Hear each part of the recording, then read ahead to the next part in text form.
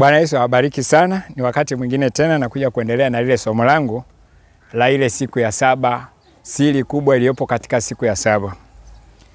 Nilielezea siri kubwa ambayo ilikuwa katika siku ya saba katika somo hili la siri kubwa iliyokuwa katika siku ya saba ya uumbaji wa Mungu. Nilielezea tukaona sehemu ya kwanza siri kubwa ilikuwepo pale kwamba Adamu alipoumbwa Adamu mtu wa udongo siku ile ya sita, alipoufanya mtu kwa udongo, tutaenda kujua kwamba Mungu alifinyanga udongo siku ya sita. Kuna vitu viwili hapa watu wanavichanganya katika uumbaji wa Mungu. Mwanzo sura ya kwanza mstari ule wa 26, Mungu aliposema na tufanye mtu kwa mfano wetu, Mungu akaumba mtu kwa mfano wa Mungu, akaumba mtu mwanaume na mwanamke. Pale hakuumba mtu kwa mwili wa udongo, bali alimuumba mtu kwa neno. Na tuliona mtu aliyeumbwa hapo alikuwa ni mtu wa mbinguni au ni mwili wa mbinguni, ambao kwenye kitabu cha Wakorinto wa kwanza sura ile ya 15 kuanzia mstari wa 40 mpaka mstari wa 49 unaelezea kuna mwili wa mbinguni na mwili wa duniani. Kwa hiyo sura ya kwanza aliposema na tumfanye mtu kwa mfano wetu, Mungu akaumba mtu kwa mfano wa Mungu, akaumba mtu mwanaume na mwanamke, akawabarikia, akasema zaeni mkaongezeke. Mtu wa Mwanzo sura ya kwanza mstari wa 26, yeye alikuwa ni mtu wa kiroho au aliumba mwili wa kiroho. Tunaita wa Kristo mwili wa kiroho au mwili wa neno au mwili wa kimalaika. Yote hayo unanena mamoja, au mwili wa kiungu. Kwa sababu Mungu alikuwa roho, Mungu alikuwa hana mwili wa nyama na damu. Kwa hiyo mwanadamu amefanana na Mungu, sio mwili wa nyama, amefanana na Mungu mwili wa roho.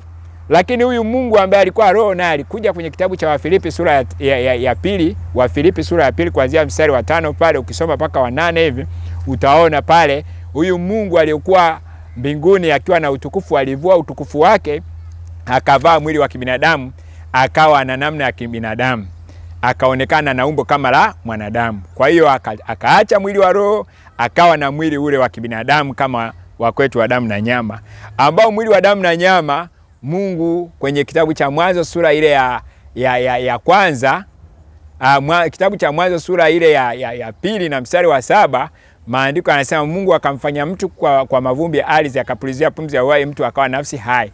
Huyo mtu hakutamkwa ila alifanywa kwa mavumbi. Huyo mtu ni mwili wa damu na nyama, ambao Yesu Kristo tunayemsema katika mwili wake wa damu na nyama, yeye ni mwana wa Adamu, ni mtoto wa Adamu. Lakini katika mwili wa Yesu ule wa kimbinguni, yeye ni baba yake Adamu. Kwa hiyo roho ya Adamu ilizaliwa na Mungu kwa neno, iliumbwa kwa neno. Lakini mwili wa Adamu wa damu na nyama ulichukuliwa mavumbi ukafanywa, na ule mwili wa damu na nyama wa Adamu ni baba yake Yesu. Kwa hiyo Adamu na Yesu wamebadilishana.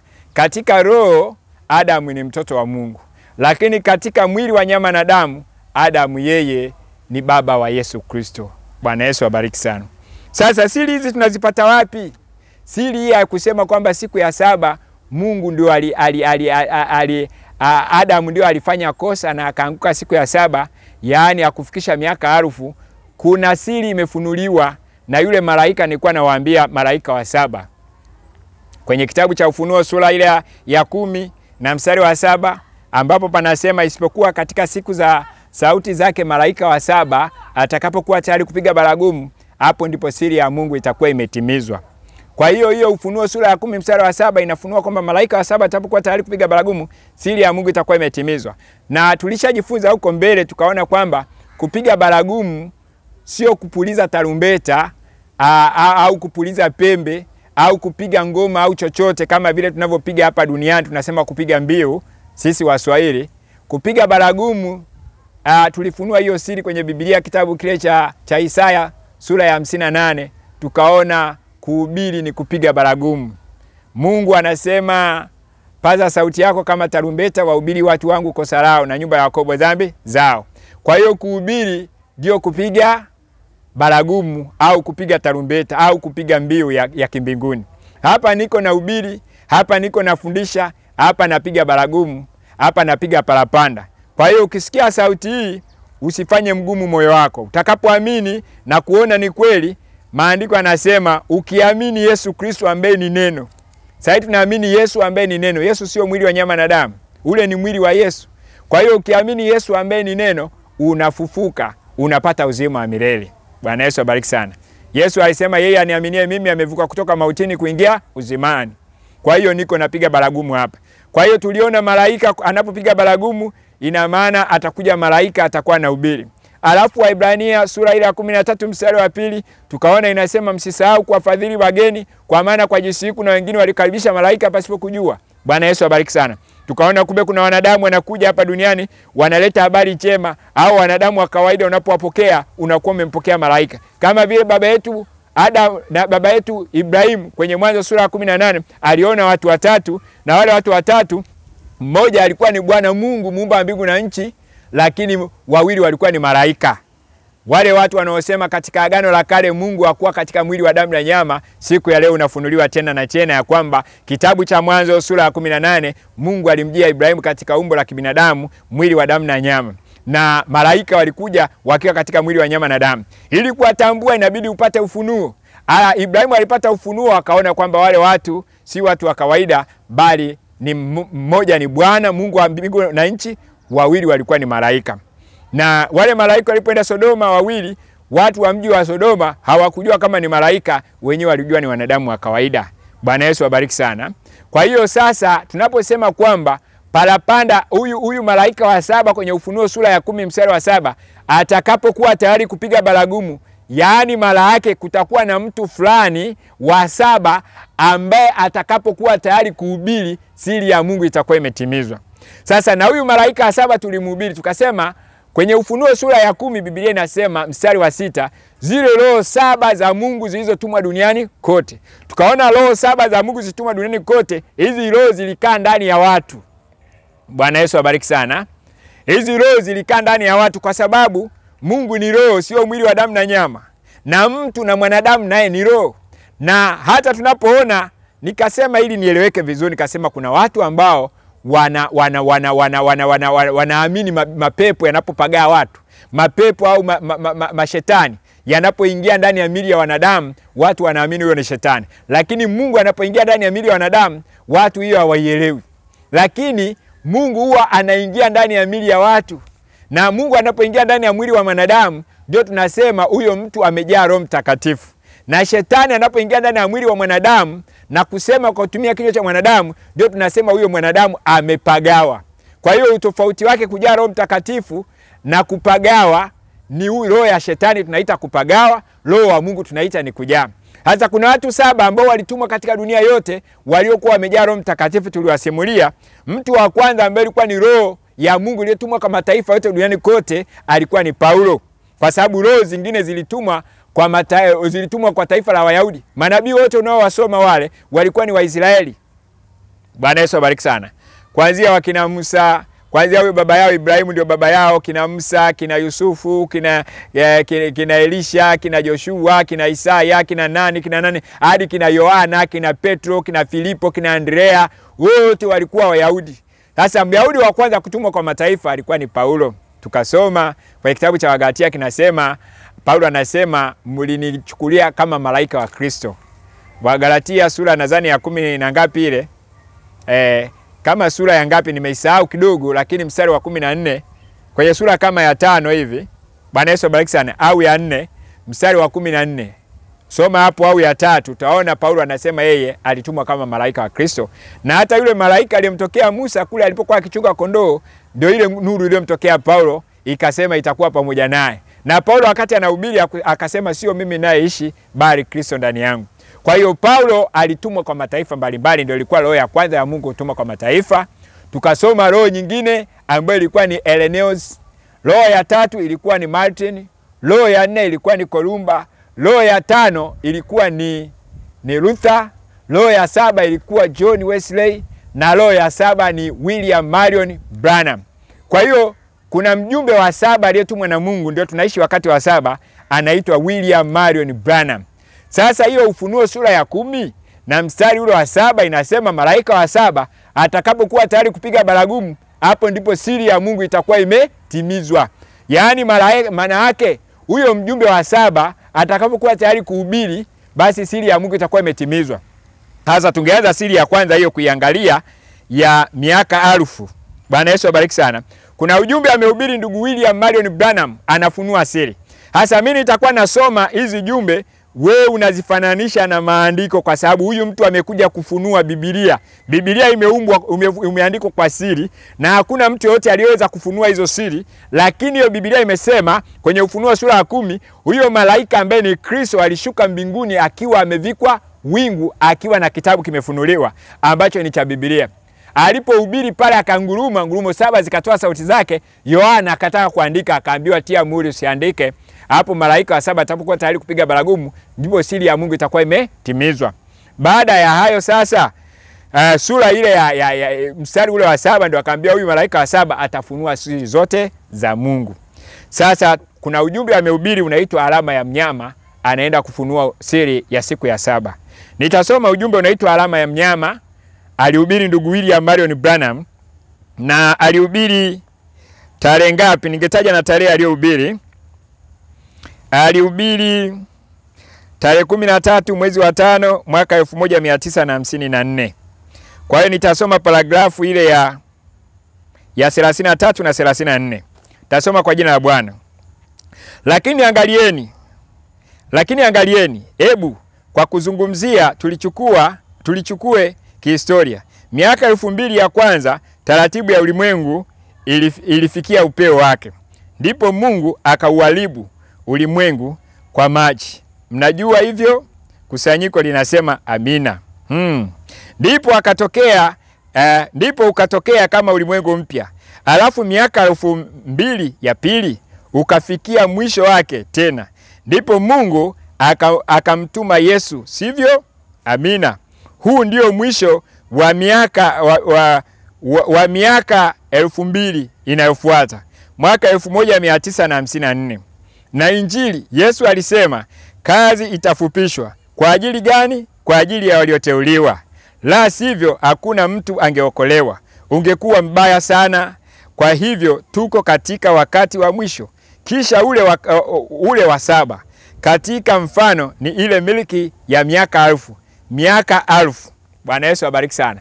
Sasa hapa nabii wetu William Marion Branham, yule mjumbe wa 7, malaika wa 7, anatufunia siri. Anasema siri moja hapo, baada ya Adam kufanya kosa na kufukuzwa katika bustani ya Eden, ilipita miaka 2000 mpaka kipindi cha Nuhu. Miaka 2000 Mungu akauangamiza ulimwengu kwa maji. Bwana Yesu asifiwe sana. Na kutoka Nuhu ulimwengu ukaanza kama ulimwengu mpya tena. Mungu tena ilipopita miaka 2000 akamtuma Yesu, akazaliwa Yesu hapa duniani. Na baada ya Yesu kuzaliwa, anasema kwamba mwaka 1954 unaisha miaka 2000 kutoka Yesu. Bwana Yesu abariki sana. Tunaingia mwaka wa 1007. Bwana Yesu abariki sana. Ambayo hiyo tutakwenda kuangalia kwamba hapa chini anasema hiyo kwa Mungu ni siku ngapi? Siku 6 zimepita, tunaingia siku ya 7 ambao ni utawala miaka 1000. Sasa kuna siri hapa nataka kwenda kufunulia. Usishangae mwaka 1954 nabii anasema kwamba nabii William Marion Branham anasema mwaka huo ulikuwa ndio tunamaliza ile 1006, ile 1006 au ile miaka 2000 ya baada Yesu. Sasa utashangaa sasa tuko mwaka 2025. Yeye nabii amesema mwaka ule tulia tu, kuna siri na kuja kuletea. Usiwe na haraka. Bwana Yesu abariki sana. Usiwe na haraka, kuna siri na kuja kuletea ya siku ya 7. Lakini shika hiyo kwamba mwaka 1954 hapo iliisha miaka 6000 toka Adam na tunaingia 1007. Sasa kuna siri na kuja kuletea, tega sikio. Kabla sijaenda kuletea, nasoma paragrafu ya 34. Anasema kama vile Mungu alivyoshughulikia miaka 6000, tunajua ya kwamba miaka 6000 siku moja mbinguni ni miaka 1000 duniani. Petro wa pili, mnaona? Sasa naye Mungu aliujenga ulimwengu katika miaka 6000. Nalo kanisa lilishindana na dhambi sasa kwa miaka 6000. Na kwenye ile 1007 Mungu akaenda kupumzika. Akapumzika katika ile 1007. Na sasa mfano wa ile miliki ya miaka 1000 kama kanisa kuishi hapa duniani hapa katika umbo la mwili kwa miaka 1000 bila maradhi, hofu, shida wala mauti. ule wakati mkuu wa ufanisi unaingia sasa. Kwa ajili ya huo, ninaupenda huo wimbo. Kwa hiyo hapa anatufunulia asili kwamba kumbe Mungu alipoumba mbingu na nchi kwa siku 6, Nabii William Marion Branham anasema ilipita miaka 6,000. Bwana Yesu abariki sana.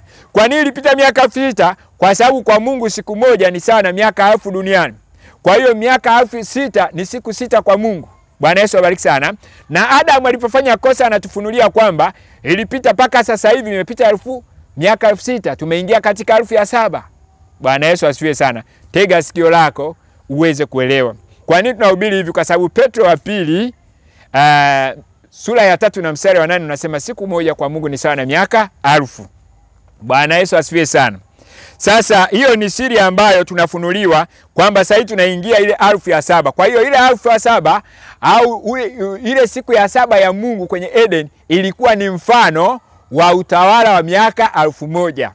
Ndiyo nabii anasema katika ujumbe huu alama ya mnyama paragrafu ya 34. Kwa hiyo siku 7 ya 7 ambayo Mungu alipumzika ilikuwa ni kivuli au ilikuwa ni mfano ya ule utawala miaka 1000.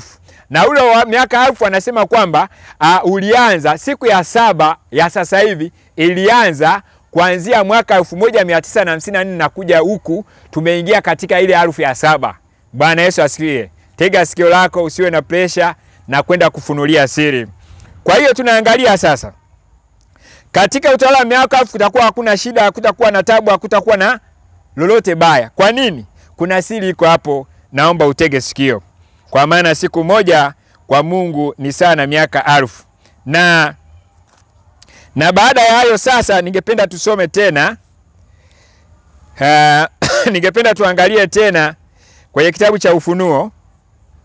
Tuangalie utawala 1000 kwenye kitabu cha Ufunuo sura 20. Kwenye kitabu cha Ufunuo sura ile ya 20 tutasoma hapo kidogo tuangalie. Mstari wa 4. Kitabu cha Ufunuo sura ya 20 na mstari wa 4. Tasoma kwa jina la Bwana. Anasema hivi. Sura ya 20 mstari wa 4 unasema hivi. Kisha nikaona viti vya enzi, wakaketi juu yake, nao wakapewa hukumu. Nami nikaona roho 7, nikaona roho zao waliokatwa vichwa kwa ajili ya ushuhuda wa Yesu na kwa ajili ya neno la Mungu. Na hao wasiomsujudia yule mnyama wala sanamu yake, wala hawakuipokea ile chapa katika vipaji vya nyuso zao wala katika mikono yao. Nao wakawa hai wakatawala pamoja na Kristo miaka 1000. Kwa hiyo miaka 1000 ambayo tutatawala pamoja na Kristo, kuna siri fulani ambayo iko hapo. Tunaambiwa hiyo miaka 1000 ilikuwa ni mfano wa siku ya 7 ya Adam. Kwa hiyo siku ya 7 ya Adam ilikuwa ni mfano tu, lakini utawala miaka 1000 huko ambao tutatawala na Kristo hapa duniani. Hasa kuna siri nakuja kuletea ya huo utawala miaka 1000 ambao huko hapa duniani. Na hii siri ningependa kidogo nisome tena. Ukisoma kwenye alama ya mnyama kifungu cha 43. Nisome tu kuunga mkono kwenye ujumbe wa William Marion Branham. Kifungu cha 43 hapo tutasoma kwa jina la Bwana. Alafu tutaendelea. Kifungu cha 43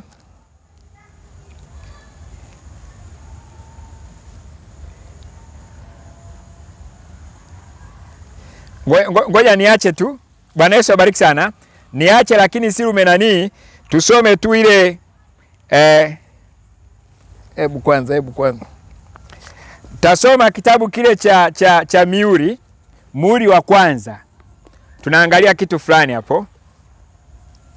Kuangalia kwa nini anasema mwaka 1900 itakuwa ni wakati wa mwaka 1954 ndio inaisha miaka 1000. Nataka tuangalie hapo hiyo siri, alafu tutaenda kumaliza baada ya kujua hiyo siri. Kwenye kitabu cha muhuri wa kwanza, kitabu cha ule muhuri wa kwanza. Tutasoma ule muhuri wa kwanza hapo, alafu tutaangalia ile paragrafu ya ukurasa wa 155.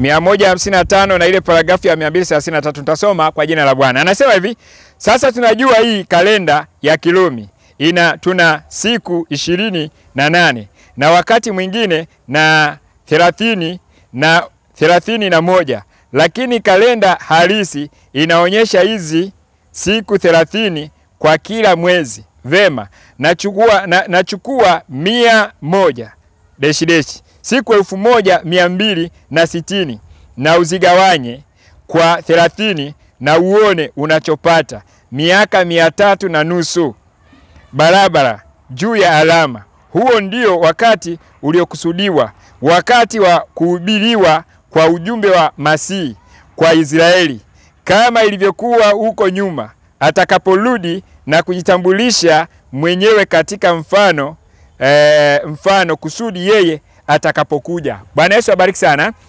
Sasa hapa nimesoma kuonyesha kwamba Nabii William Marion Branham anatufunulia siri kwamba kuna kalenda 3 ambazo zimetumika hapa duniani kubwa. Kalenda ya kwanza ilikuwa kalenda ya Yulia kipindi cha Nuhu kule. Ile kalenda ya Yulia ilikuwa inaitwa, hiyo kalenda ilikuwa anahesabu kwa kupitia nyota kabla ya gharika. Lakini baada ya gharika dunia ikakimgama au ikapinda kidogo, kwa sababu zote sayari Mungu aliziweka alizipangilia, zilikuwa zinasomeka vizuri wakati ule. Kwa hiyo mtu anaweza kusoma nyota akajua tuko tunaishi wakati gani. Lakini baada ya gharika haziwezi kusomeka hivyo. Mungu akabadilisha kalenda, akaleta kalenda ya Kiyahudi. Hiyo kalenda ya Kiyahudi ndio tunaita kalenda ya kinabii. Sasa kalenda ya Kiyahudi ina siku 30 kila mwezi. Ina siku 30 kila mwezi. Haina mwezi mwingine siku 31, mwezi mwingine siku 30, nyingine siku 28, mwezi mwingine siku 29. Hiyo kalenda haina siku hiyo. Siku 30 kila mwezi. Bwana Yesu asifiwe sana. Na akatuambia hiyo ndio kalenda ya kinabii. Sasa hivi tunatumia kalenda ya Kirumi. Hii kalenda ya Kirumi sio ya kinabii. Hii kalenda imekosea, inaweka 31 siku nyingine, inaweka siku zingine tarehe 28, inaweka siku nyingine tarehe 30, kila mwezi una siku zake. Kwa hiyo tunapata mwaka mwingine mrefu, mwaka mwingine mfupi, miezi mingine mirefu, miezi mingine mifupi, tunakuwa hatupati siku halisi. Kwa hiyo kama Mungu ametoa unabii baada ya siku fulani atafanya jambo fulani, lile jambo linaweza likawahi au likachelewa. Kwa hiyo miaka 2000 hii iliyopita, sasa tuko mwaka 2025 ya Kirumi, imetofautiana na miaka ile ya Kiyahudi. Kwa hiyo kuanzia mwaka 1954 huku kwa kalenda ya Kiyahudi inaonyesha kwamba tulikuwa tumeingia miaka 2000 ishakatika. Wale ndugu zangu wanaosema kwamba mwaka 2000 mwisho wa dunia walikuwa wanasema hivyo kabla hujafika, na wanashangaa mwaka umefika na hawaoni tukio lolote limetokea. Wale ndugu walikuwa wanahesabu kwa hesabu hizo, miaka 2000 ya kwanza waliona gharika lilishuka. Wakahesabu miaka 2000 iliyofuatia Yesu akazaliwa. Wakajua mwaka 2000 unaofika lazima kuna jambo kubwa linafanyika, lakini wanashangaa imepita tu. Siku ya leo unafunuliwa siri, kuna jambo kubwa limetukia. Tega sikio lako utaelewa.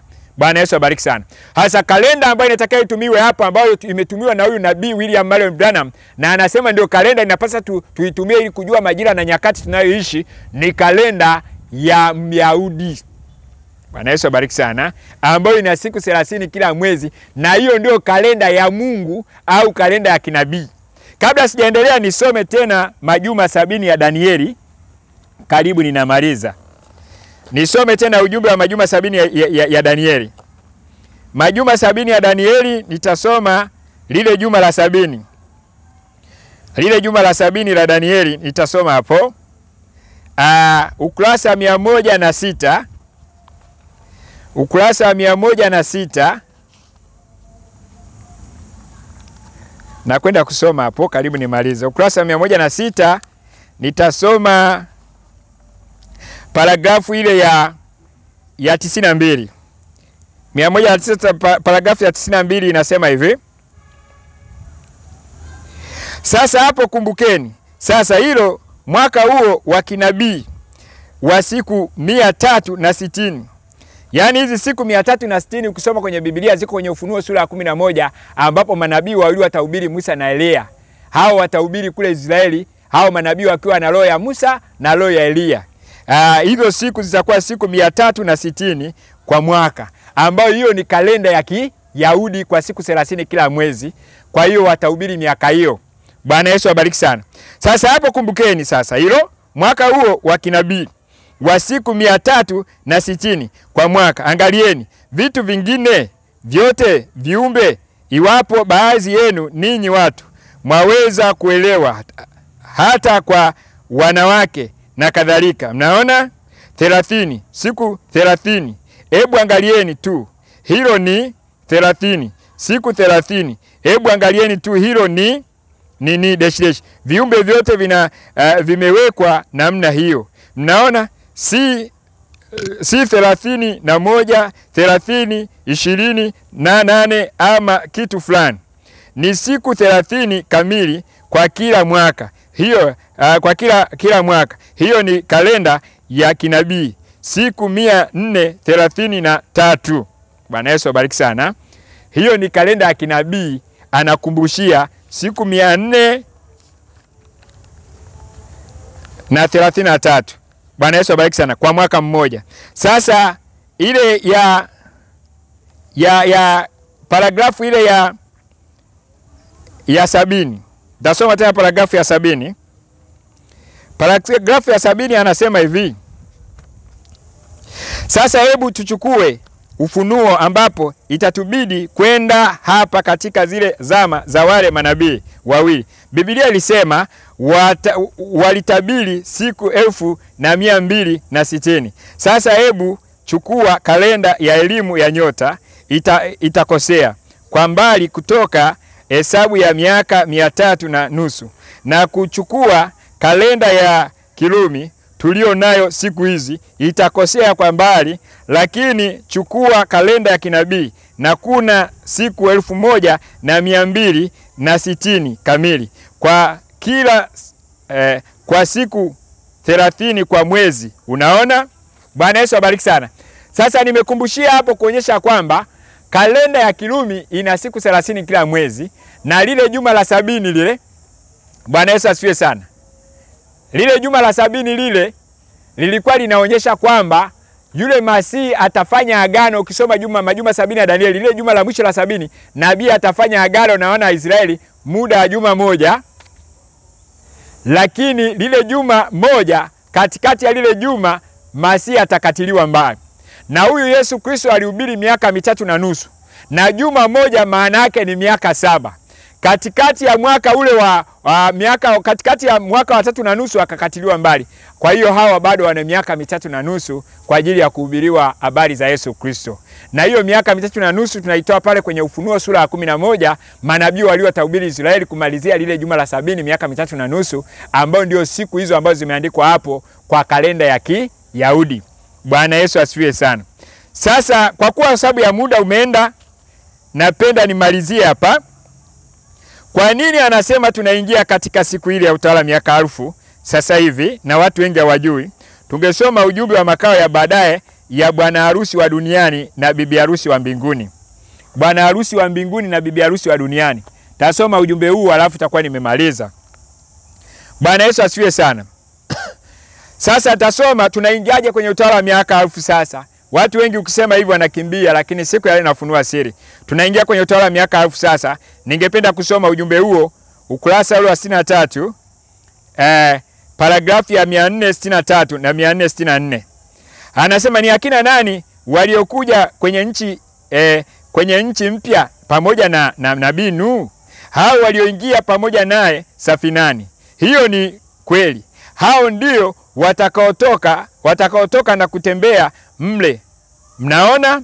Hao walioingia pamoja na Nuhu kwa ujumbe wake. Hao ndio waliotoka wakatembea juu ya nchi mpya baada ya ubatizo wake wa maji. Kwa hiyo anatukumbushia kuonyesha baada ya sasa hii siku ya 7, baada ya siku ya 7 kuja ambao ni utawala miaka 1000. Kabla hatujaingia utawala miaka 1000, hapa kuna gharika inakuja kama kipindi cha Nuhu. Kwa sababu wale walitoka kwenye safina kipindi cha Nuhu ndio waliingia kwenye mbingu mpya na nchi mpya. Na sasa hivi sasa, kabla gharika haijaja, na gharika yetu ni moto, kwa sababu mbingu ya sasa na nchi ya sasa imewekwa akiba na moto. Gharika kabla haijaja inatakiwa watu waingie kwenye utawala miaka 1000. Hasa Nuhu aliingia kwenye mbingu mpya na nchi mpya, akatoka, aliingia kabla ya gharika. Pale alipoingia kwenye safina akakaa siku 7, pale ndio aliingia kwenye mbingu mpya na nchi mpya. Bwana Yesu abariki sana. Na sasa hivi kuna utawala miaka 1000 tunausema unakuja. Ni akina nani watakaoingia kwenye utawala wa miaka 1000?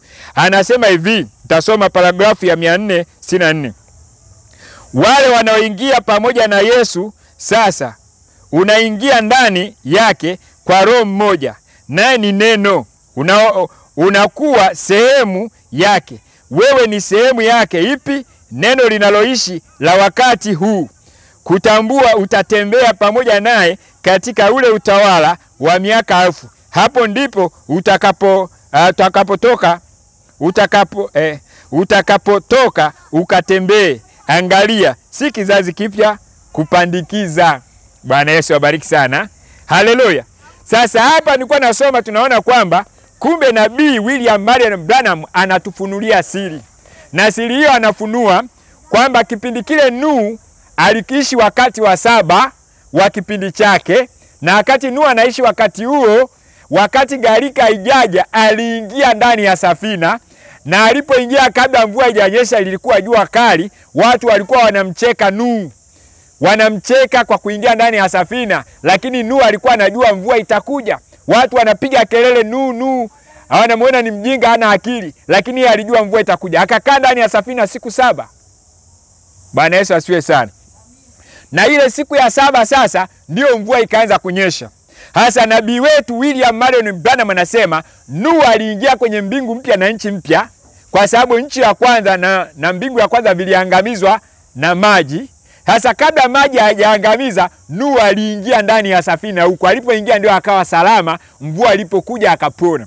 Na hao Wakristo wa wakati wetu tunaoishi ni akina nani ambao wataingia kwenye utawala wa miaka 1000? Kwa sababu sisi sote tunangoja utawala wa miaka 1000.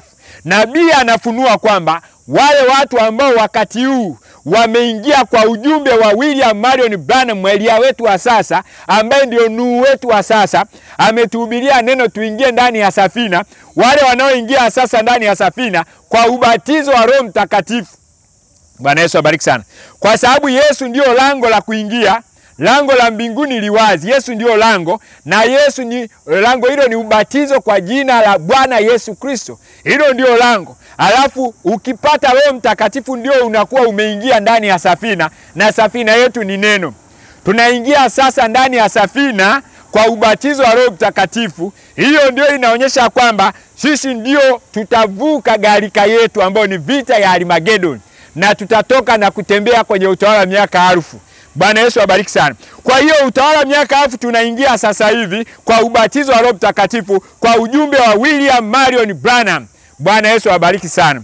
Sasa kwa sababu muda umeenda, tusikose tena siri iliyo katika siku ya 7 katika ujumbe unaokuja. Nitahubiri sehemu ya 3 tena, hii ilikuwa sehemu ya 2. Kwa hiyo hapa tunapata siri hiyo ambayo nimesema kwamba utawala wa miaka 1000 unaanza sasa kwa siri, kwa ujumbe wa William Marion Branham, nabii wa kizazi hiki